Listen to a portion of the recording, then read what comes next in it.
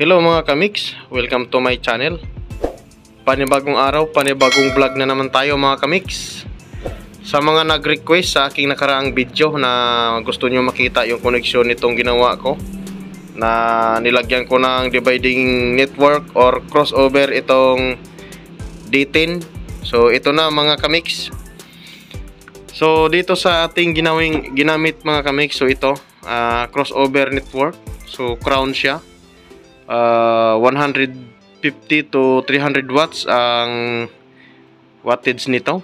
So dito mga kamix ay iba yung mga terminal nito. So yan, yung may nakasulat na M. So ito yung mid range, tapos ito yung E nya. So ito yung ground, and then ito yung subwoofer or woofer. So ito din yung tweeter. So ayan. So, depende din yan sa gagamitin natin ng mga crossover or dividing networks.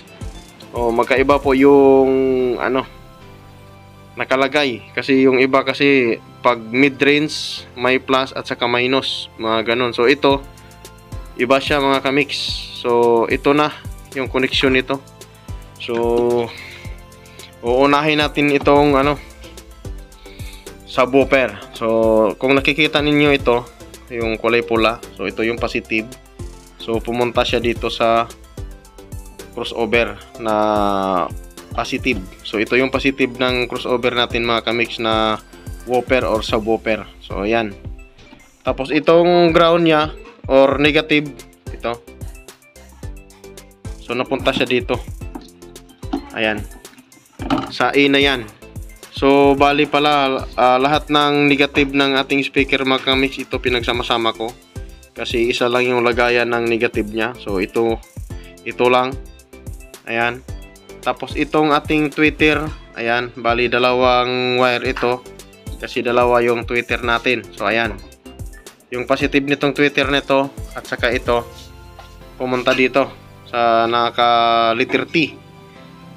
And then itong ating mid-range, ayan, yung positive pumunta din dito sa positive mga kamix.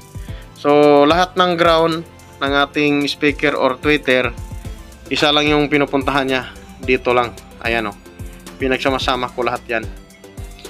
So bali mga kamix, itong ating tweeter at saka mid-range, tilanggalan ko na po ng kapasitor yan. So wala na pong kapasitor akong nilagay dito dahil gumamit naman tayo ng crossover. So para maganda yung labas ng ating ginawa, so tinanggalan ko po siya ng kapasitor. Ayan, wala ng kapasitor ang ating mid-range at tweeter.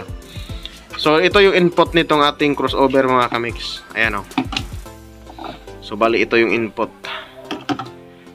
So itong plus at saka minus mga kamix, so ito yung input, papunta ito sa ating D10. So ayan, ipapakita ko sa inyo yung likod. Ayan, so ito yung likod ng ating D10 mga kamix. So kung makikita nyo yan, nakamono lang tong ating D10. Ang dito, so ito yung wire ng ating ang output ng ating speaker ito na subwoofer. So dito ko tinap yung ating crossover. So yung kulay pula na ito mga kamix, ito yung pumunta dito sa plus ng ating crossover. At saka ito naman yung negative. Ito yung kulay blue. Ayan, ay kulay black, sorry. So itong tweeter natin mga kamix, ayan, wala na, hindi na ginamit natin yan. At saka ito, bakante yan, tweeter natin. At saka ito naman, ayan, para sa ilaw ito, sa lights. Kung gusto natin magdagdag ng ilaw para may dancing man, pwede tayo maglagay dito. So bali yung ginamit natin dito mga kamix ay ito lang. Ayan, pagmasdan ninyo yung dito sa likuran ng ating D10. So ito lang yung ginamit natin. Ito yung nagsusupply papunta dito sa ating crossover. So ayan, so dito siya napunta sa input. Ang output nitong ating D10 mga kamix, output nito, bali ito yung dating nakakonect sa ating subwoofer dati. Ito yung pumunta dito sa ating crossover.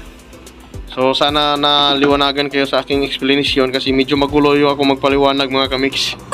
Medyo nabulol-bulol kasi ako So, ayan yung connection natin. Medyo magulo. Ayan, pagpasensyahan nyo na yung wire. At sana nasundan niyo naman yung aking mga sinasabi. So, yan lang ang ginawa ko sa D10. So, okay naman. Maganda din naman yung tunog niya. Saka maganda pag videokihan. Pag kumanta ka, medyo maganda yung kinalabasan ng busis. No?